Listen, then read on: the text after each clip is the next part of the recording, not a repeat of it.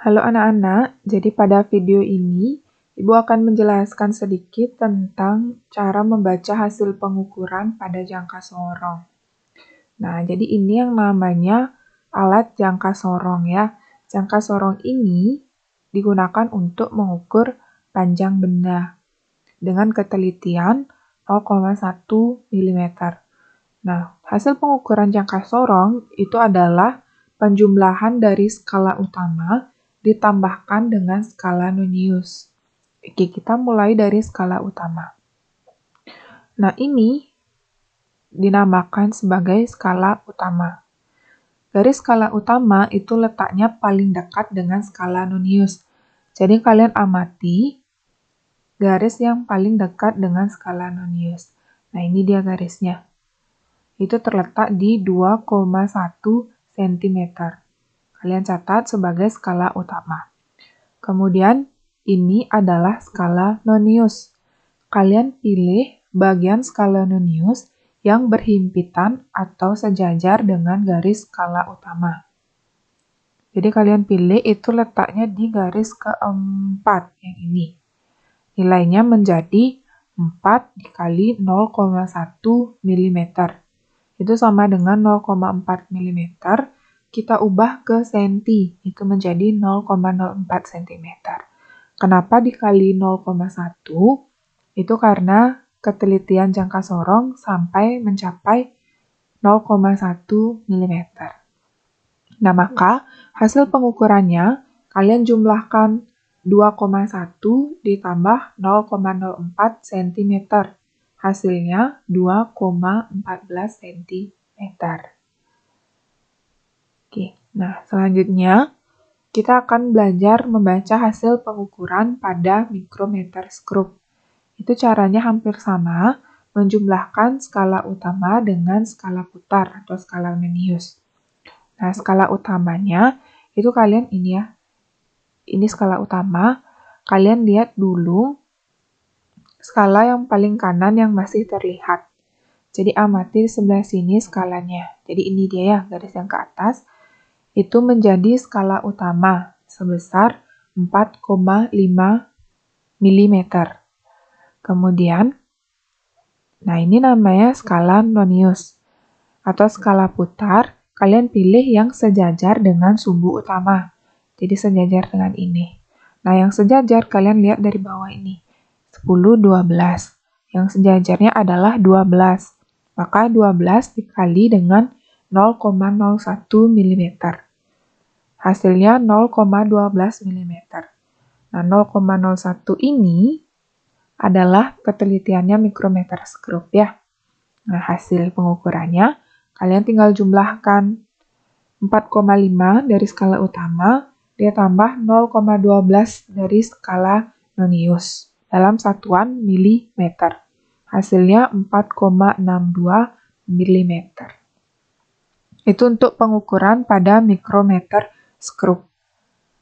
Nah, kemudian selanjutnya Ibu jelaskan sedikit tentang angka penting. Angka penting itu adalah semua angka yang diperoleh dari hasil pengukuran. Angka penting ini terdiri atas angka pasti dan ada angka taksiran atau angka terakhir yang ditaksir. Nah, ada beberapa aturan angka penting yang harus diperhatikan ya. Nah, yang pertama, semua angka yang bukan 0 adalah angka penting. Contohnya 123,4. Nah, di sini terdapat 4 angka penting. Yang B, angka 0 di sebelah kanan angka bukan 0 termasuk angka penting. Contohnya 530. Itu terdapat 3 angka penting. Jadi 0-nya juga termasuk angka penting. Nah, yang ketiga, angka 0 di antara 2 angka bukan 0 termasuk angka penting. 23.407. Jadi ada 0 di tengah-tengah 4 dan 7. Itu termasuk angka penting. Totalnya ada 5 angka penting. Kemudian, angka 0 di sebelah kiri angka bukan 0, baik yang di sebelah kiri maupun di sebelah kanan tanda koma desimal, bukan angka penting.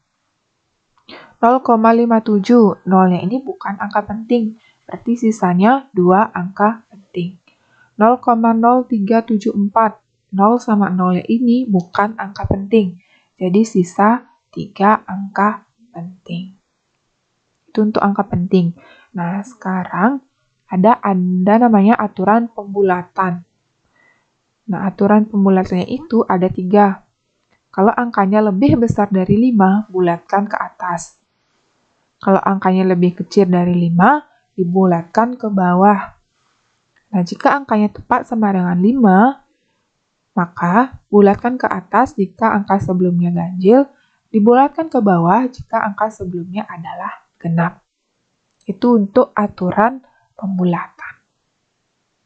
Nah, yang terakhir, itu Ibu jelaskan sedikit tentang nilai ketidakpastian dalam pengukuran.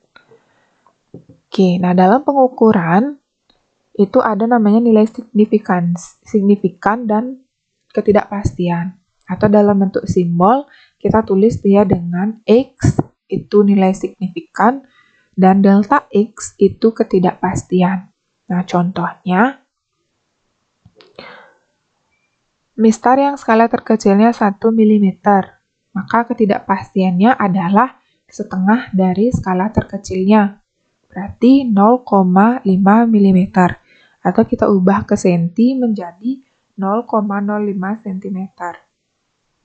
Nah, jika kita mengukur panjang pensil dengan mistar, kita dapat nilai pastinya 10 cm.